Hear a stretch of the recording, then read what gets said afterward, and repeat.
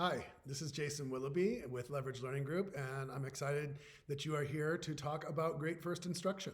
So this is our overview, a quick little video input that will just give you an overview of what Great First Instruction is, often also known as quality instruction or best first instruction is just the name that we've given it. It's going to give us a little bit of overview. So hopefully you have a chance to watch this with some colleagues or share this with colleagues and have a conversation after the fact. If you are able to be safe and be with someone to watch it, that's great. Pause and discuss along the way. If not, watch and then find a time with somebody else to discuss all about the overview of Great First Instruction.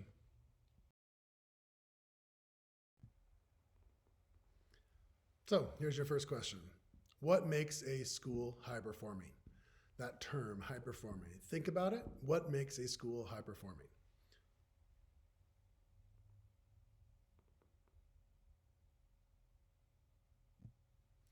I guess it would depend upon who you would ask to get that definition. I think that if you ask an educator, you get a different answer than if you asked a banker, or a different definition than if you ask a realtor.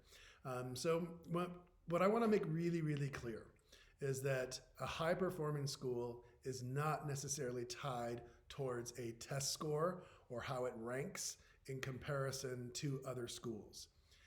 Or it's not necessarily just the neighborhood that it's in or the location that it's in.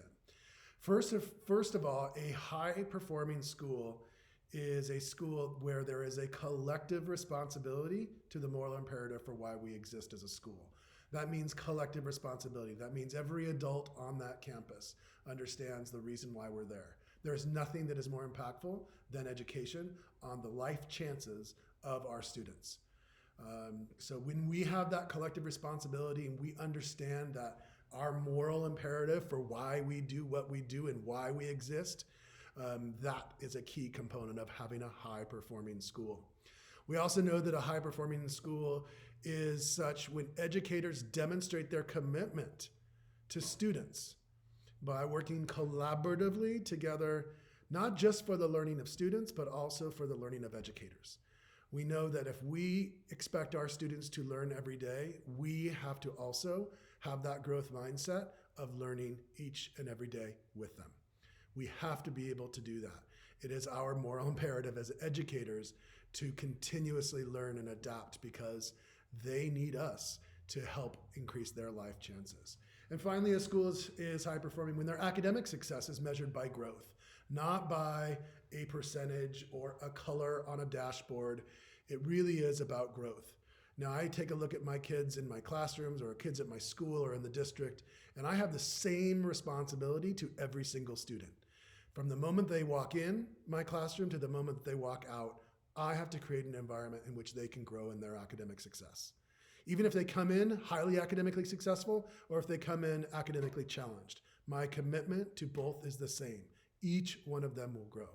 And for those that are struggling, it's my responsibility or our collective responsibility to close that gap and to help them get to higher levels. This is very important when we're talking about high performing because we don't have enough time to do the work that we need to do.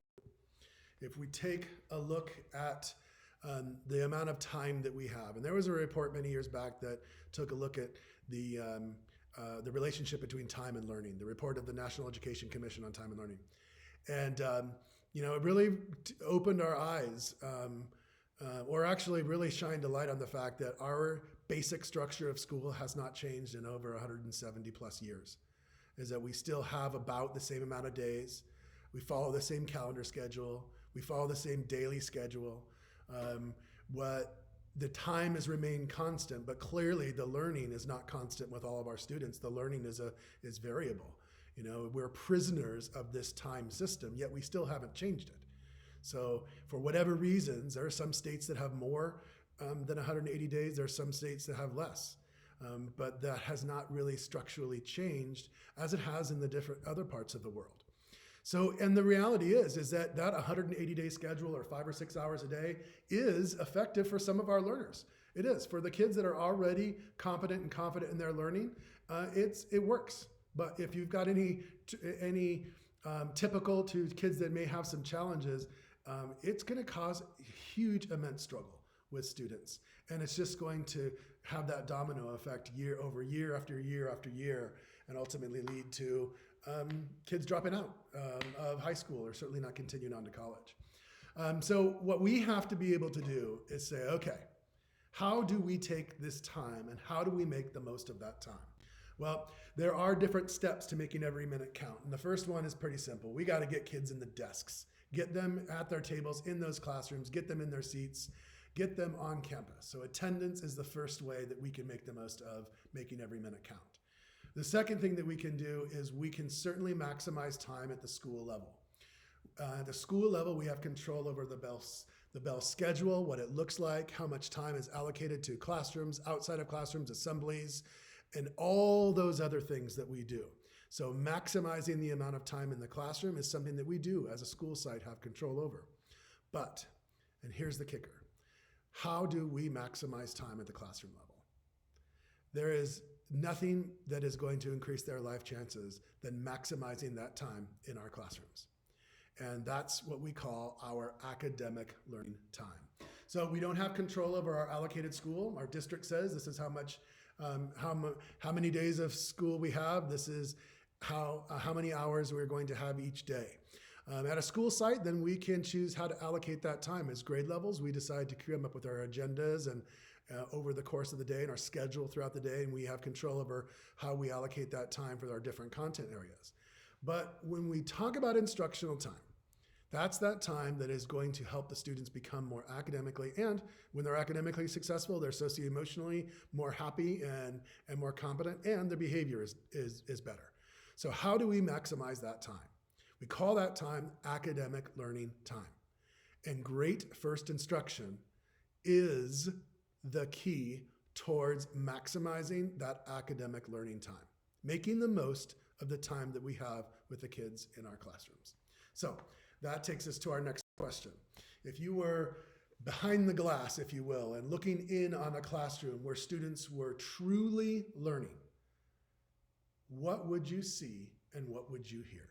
Take a moment, discuss, or pause and think about it.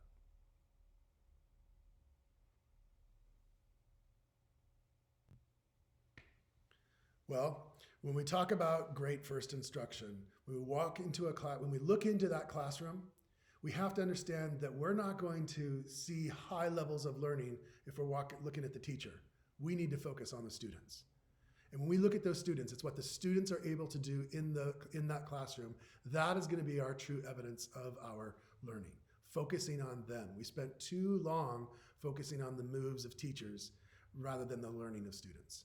So great first instruction is that approach to that. So let's read this. I'll read this and you can follow along with me. So great first instruction, providing all learners with a guaranteed and viable curriculum that ensures high quality great first instruction through intentional lesson development, effective research-based instructional strategies, frequent opportunities to engage in academic interaction, and clear feedback and evidence of student learning.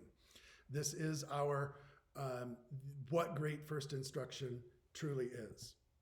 This model is research-based and it's validated, and what's really important is that this model, the research says, is effective for all types of learners, not just those that are competent and confident, but those that are typical or those that struggle, those that are English learners, students with disabilities and other issues that we come to the table. This model works for all types of learners, and it works in a classroom where you have a variety of learners and their different strategies. There are 4 interrelated components of great first instruction. The first one is lesson development. And this is all the thought process that goes into the development of the lesson. The research into standards, the research into the curriculum, the intentional planning of how you're going to do it, the input, the model, the structured practice, the guided practice, the independent practice, the checking for understanding, the formative assessment. It is the intentional pre-planning that goes into the lesson development. Then there's the instructional strategies, right? We're talking about research-based instructional strategies and research-based strategies that work for the learners that are in my classroom. And what some strategies work for some students and others work for others, but really understanding what are those strategies that have the highest yield. And what does that look like in terms of great first instruction? The third interrelated component is academic interaction. And basically, simply put, we need to give kids multiple and frequent and varied opportunities to talk, to interact, to discuss, to converse, to engage in academic discourse. Because the more that they talk, the more that they learn. The less that they talk, the less that they learn. Many of our kids are struggling with academic language for whatever reasons, and many of them don't get exposed to it at home. So it's up to us during our allocated academic time, our academic learning time, to ensure that the kids are given frequent opportunities to engage in academic interaction. And finally, how do we know that they've learned? How do we give them feedback, positive, strength-based feedback that is going to help them continue to be more successful? How do we provide corrective feedback when they're struggling in their learning? How do we provide frequent opportunities for them to prove to us that the teaching that we've been doing is actually resulting in that student learning itself? And so that's the evidence and feedback aspect of great first instruction. So when we use these high-yield instructional practices connected to each of these components, we're able to design and deliver lessons that address the academic and the linguistic needs of all of our learners. And that's the purpose of great first instruction, is to meet the needs of all of our learners. Watching and listening to the overview of great first instruction. In our subsequent model, we'll get into those 4 components a little bit more in depth to learn more specifically about that. So thanks for watching and listening, and I will talk to you soon.